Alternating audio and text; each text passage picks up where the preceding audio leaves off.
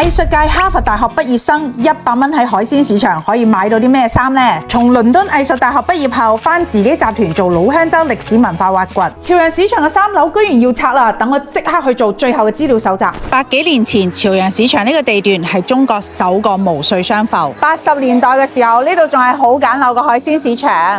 呢棟樓咧係1987年建嘅，1樓咧主要就係海鮮，2樓咧主要就係農副產品同埋肉類，3樓時尚購物城係80年代學生嘅潮人天堂。好多人細個啲衫咧都係爹哋媽咪帶嚟呢度買嘅。哇，拆成咁啊！呢度咧真係推平晒啦。聽講呢度以後會改為海鮮餐廳，喺1樓買完海鮮之後，直接可以攞上嚟加工。原來呢度仲整低一間賣職業裝㗎。我聽過好多同事講，畢業生嘅第一套職業裝都喺呢度買㗎，平靚正。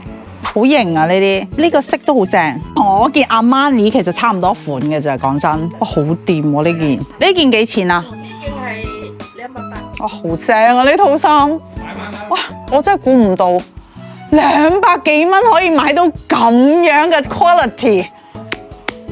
果然係潮人市場，呢度盡頭居然仲有老闆堅持開店。既然係咁，我哋就嚟一個挑戰，藝術界哈佛大學生嘅市場100蚊穿搭，睇下100蚊可以買到啲咩貨。走！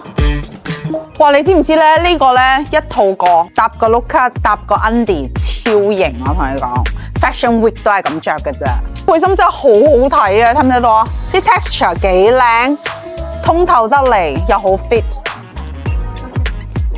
95蚊 get 走啦，翻屋企着俾你哋睇。大家準備好未？1、2、3，噔噔噔噔，呢個就係我嘅潮洋市場春季限定 look。大家覺得可以打幾多分呢？哇，我覺得呢件衫真係勁抵啊！你睇下，好百搭嘅，襯工裝都一流。翻工嘅時候就咁樣着，落班嘅時候一剝就可以出去玩啦。真係襯皮褸都可以，你睇下幾正個 feel。型襯翻對黑色 boot 一絕啊！可以襯百幾件唔同嘅外套都冇問題。